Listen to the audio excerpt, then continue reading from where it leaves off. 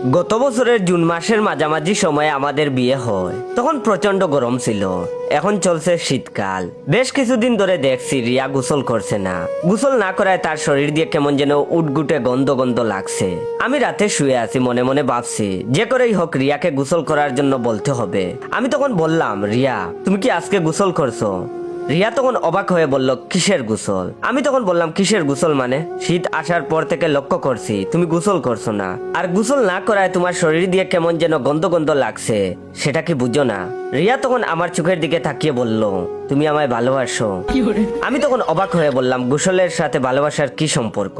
রিয়া তখন বলল, সম্পর্ক অবশ্যই আছে, তুমি আগে বলো আমাকে ভালোবাসো। আমি তখন বললাম, অবশ্যই ভালোবাসি। রিয়া তখন দীর্ঘ নিঃশ্বাস ছেড়ে বলল, যদি তুমি আমায় সত্যি ভালোবাসতে তাহলে আমার শরীরের গন্ধটাকেও তুমি ভালোবাসতে। আসলে তুমি আমায় ভালোবাসো না। মাথাটা গরম হয়ে গেল। রেগে গিয়ে আমি তখন বললাম, কিসের সাথে কিসের তুলনা করছো? কই গোসল আর কই ভালোবাসা? তখন রিয়া আমার চেয়ে ডাবল রেগে গিয়ে বলল, আমাদের খাবার খাওয়ার নিয়ম কয় বেলা, কেমনটা লাগে? আমি তখন বললাম, গোসলের সাথে খাবারের কি সম্পর্ক? রিয়া তখন বলল, যা বলছি সেটা বলো, খাবার খাওয়ার নিয়ম কয় বেলা? আমি তখন রেগে গিয়ে বললাম, কয় বেলা আবার কি? 3 বেলা, সকাল দুপুর আর ঘুমানোর আগে। রিয়া তখন বলল, গুড। সকাল থেকে রাতে ঘুমাতে যাবার আগ পর্যন্ত আমরা 3 বেলা খাবার খাই। কখনো কি তুমি দিনের মতো রাতেও ঘুম থেকে উঠে উঠে খাবার খেয়েছো? আমি তখন প্রচন্ড বিরক্ত হয়ে বললাম, তোমার মাথা কি ঠিক আছে? রাতে কি জন্য খাবার খাবো? রাতে তো ঘুমিয়ে থাকি, রাতে খাবার খাওয়ার প্রয়োজন হয় না। রিয়া তখন বলল, দিনের 12 ঘন্টা খাই আর বাকি 12 ঘন্টা খাই না, বিশ্রাম নেই। মানে 24 ঘন্টার মধ্যে অর্ধেক সময় খাবার খেতে হয় আর বাকি অর্ধেক সময় খাই না। ঠিক তেমনি আমাদের উচিত বছরের 6 মাস নিয়মিত গোসল করা, আর বাকি 6 মাস গোসল না করে অর্ধেক সময় গোসল আর বাকি অর্ধেক সময় গোসল না করা।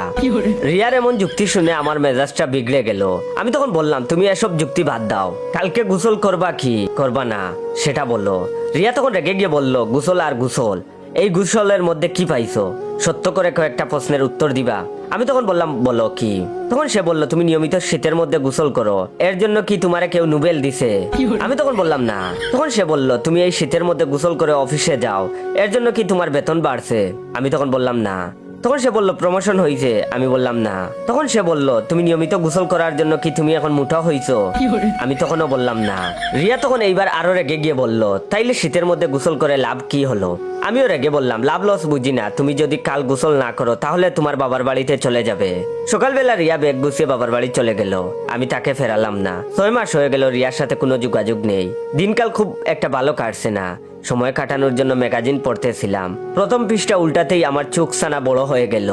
নিজের চোখকে বিশ্বাস করতে পারছি না। হেডলাইনে লেখা, টানা 6 মাস গোসল না করে গিনিস বুকে নাম লিখালো বাংলাদেশের রিয়া। আবার দেখি নিচে ছোট এক কলমে রিয়ার সাক্ষাৎকারে লেখা, সামান্য গোসলের জন্য যে মানুষটা একদিন আমাকে ছেড়ে দিছিল তাকে দেখিয়ে দিলাম গোসল না করেও জীবনে অনেক বড় হওয়া যায়। অবশ্যই আপনারা রিয়াকে মেনশন দিবেন।